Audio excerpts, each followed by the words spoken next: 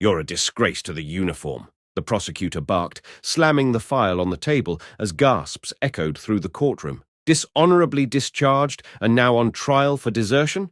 You think anyone's going to believe your story?" The room was stone silent. All eyes were locked on the woman sitting motionless in her orange jumpsuit. Chief Petty Officer Lexa Hart. Her hands were cuffed, her face unreadable, but her posture was steel. She didn't flinch. Not at the insults, not at the murmurs from the gallery packed with officers and military brass. She had been through worse. Much worse. Lexa had served 3 combat tours as a Navy SEAL sniper, the first woman ever to do so. Her kill count? Classified. Her nickname among enemies? Ghost Eye. But none of that mattered now. What the world saw in that moment wasn't a war hero.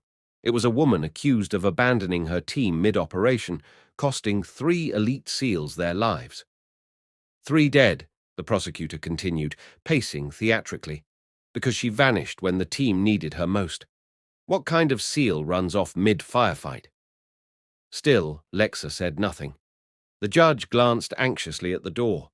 They were waiting for someone, though no one knew who. Then, like a crack of thunder, the heavy courtroom door swung open. All heads turned.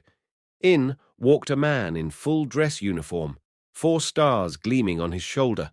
Admiral Riker, decorated, legendary, and known for never stepping foot in a courtroom for anyone. Until today. He didn't sit. He didn't wait. He marched straight toward Lexa, paused, and saluted. A gasp rippled through the room. Riker turned, his voice cutting the silence. "Permission to speak freely, Your Honor." The judge, visibly stunned, nodded. "Proceed, Admiral." Riker's eyes swept the jury. "I read the reports, but they don't tell the whole truth, because the truth was buried." He pointed at Lexa. "What none of you know is that I gave her a secondary mission, classified. She was ordered to abort the main assault if a civilian asset was present. Our intel missed it. There was a child in that compound, a 6-year-old girl, the daughter of our target." He took a breath, jaw clenched. Lexa made the impossible call. She broke from the team to extract the child, alone, through enemy fire, because I ordered her to. And those 3 men who died, they knew. They volunteered to hold the line so she could get that little girl out alive. Riker pulled a crumpled piece of paper from his pocket. Their final radio transmission came through seconds before they fell. Petty Officer Jensen's last words, "Tell Lexa she did the right thing. Get that girl home." The courtroom was silent. One of the jurors wiped a tear. "And she did," Riker said, voice shaking. "With a bullet in her leg, carrying that child 8 miles through enemy terrain. She didn't run. She didn't desert.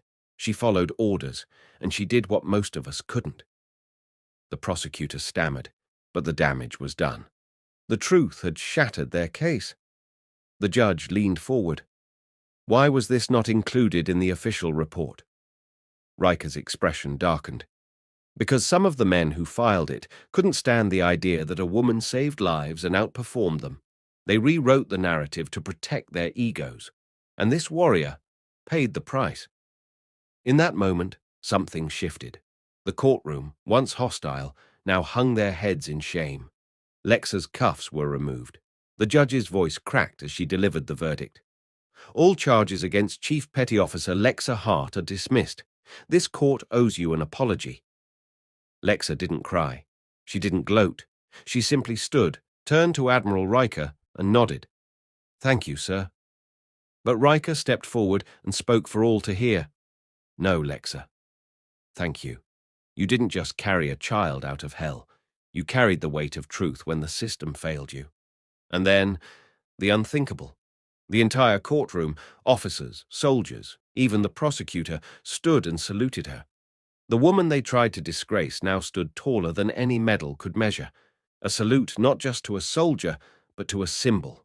Because some battles are fought in silence, some victories leave scars, and sometimes justice doesn't shout. It walks in, calm, confident, with a heartbeat full of fire. So never mistake silence for guilt or humility for weakness. Sometimes the strongest warriors are the ones too honorable to defend themselves. But when truth finally speaks, it silences the world. Before we wrap up, we'd love to know, where in the world are you watching from? Drop your city or country in the comments, and let's see how far this story has reached. If this story touched you, subscribe to the channel, hit that like button, and drop a karma in the comments below.